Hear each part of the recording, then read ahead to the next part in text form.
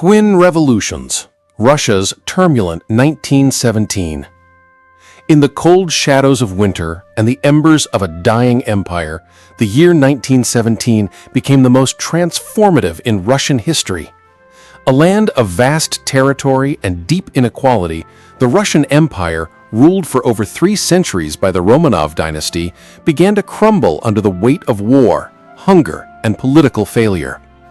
Within a single year, 2 revolutions would shake Russia to its core, bringing an end to imperial rule and unleashing a new and radical force into the world: Bolshevik communism. At the dawn of 1917, Russia was already stretched to its breaking point. The First World War, which had begun in 1914, dragged on with devastating consequences for the Russian people. The army, poorly equipped and badly led, had suffered catastrophic losses. Millions of peasants, conscripted into the military, died in trenches, while their families faced famine back home. The economy was collapsing. Railways failed to deliver food and fuel, and the cost of basic necessities skyrocketed. Urban workers faced long hours, low pay, and overcrowded conditions in cities like Petrograd and Moscow. The countryside simmered with unrest, and desertions from the front became common. Tsar Nicholas II, the autocratic ruler of Russia, remained detached from reality. Isolated in his palace and surrounded by advisors disconnected from the people, he failed to enact meaningful reforms. His decision to take direct control of the military only deepened the crisis as defeats mounted and public confidence in his leadership evaporated. Meanwhile, his German-born wife, Empress Alexandra, and her close association with the mystic Rasputin fueled rumors and further discredited the monarchy. In late February 1917, Julian calendar, spontaneous protests broke out in Petrograd, sparked by bread shortages and general frustration with the war and the government. Strikes began in factories, and women joined the demonstrations, demanding food and justice. What began as a labor protest quickly escalated into a mass movement. Soldiers sent to suppress the crowds eventually joined them, turning against their officers. The Tsar's authority, once absolute, disintegrated in days. On March 2, 1917, Nicholas II abdicated the throne, ending more than 300 years of Romanov rule. The Russian Empire was no more. In the wake of the Tsar's fall, a provisional government was formed, composed of moderate liberals and socialists. It pledged to create a democratic republic, hold elections, and continue the war alongside Russia's allies. However, the new government faced immediate challenges. It lacked legitimacy in the eyes of many Russians, especially the workers and soldiers who had risked everything for change. The Soviets, local councils of workers and soldiers, emerged as powerful rivals, particularly the Petrograd Soviet, which held real influence over the masses. The Russian now lived in a strange dual power system. The provisional government had formal authority, but the Soviets controlled the streets, the factories, and the barracks. The revolution had not resolved the problems of the people. The war continued, the economy remained broken, and land reform was delayed. The hopes that filled the streets in March began to fade by summer.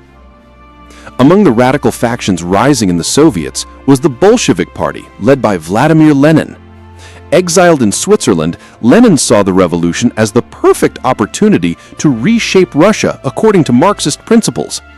In April 1917, with help from the Germans, who hoped to destabilize Russia further, Lenin returned to Petrograd. He immediately called for peace, land and bread, and all power to the Soviets. These simple slogans struck a deep chord with workers, peasants, and soldiers. Throughout the summer, unrest intensified. The provisional government, now under Alexander Kerensky, launched a failed offensive at the front, deepening the army's collapse. Peasants seized land without permission. Nationalist movements in Ukraine, Finland, and the Caucasus pushed for autonomy. In July, an attempted uprising known as the July Days failed, and the Bolsheviks were briefly suppressed. Lenin went into hiding, while his key ally, Trotsky, was arrested. But the tide turned. In August, a conservative general, Lvov Kornilov, tried to march on Petrograd to restore order and suppress radical elements. Kerensky, desperate to stop him, released the Bolsheviks and armed the workers' militias known as the Red Guards. Kornilov's coup failed, but the episode shattered any remaining confidence in the provisional government. The Bolsheviks, seen as defenders of the revolution, grew stronger. By October, November in the Gregorian calendar, the Bolsheviks had seized control of the Petrograd Soviet and were preparing to overthrow the government. On the night of October 25th, Red Guards, led by Trotsky and supported by sympathetic soldiers and sailors, stormed key locations in Petrograd. The Winter Palace, where the provisional government had gathered, was taken with minimal resistance. The coup was swift and relatively bloodless.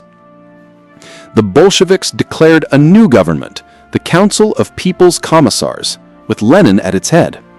They immediately issued decrees to withdraw Russia from the war, distribute land to the peasants, and give workers control over factories. The Treaty of Brest-Litovsk, signed in March 1918, officially ended Russia's participation in World War I, but at a great territorial cost. Much of the empire's western lands were ceded to Germany and its allies. The revolution did not bring peace.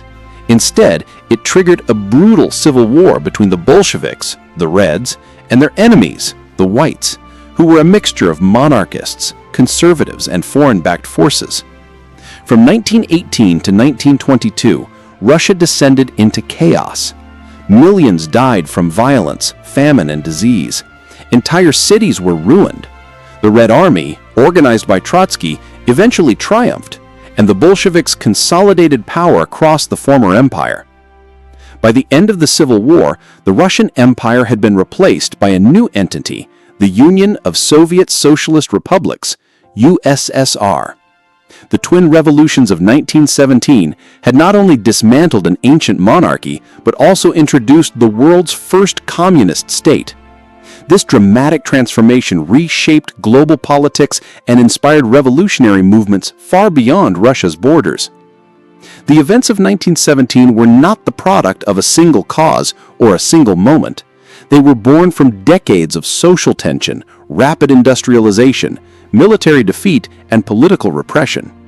Yet the speed at which change occurred stunned the world.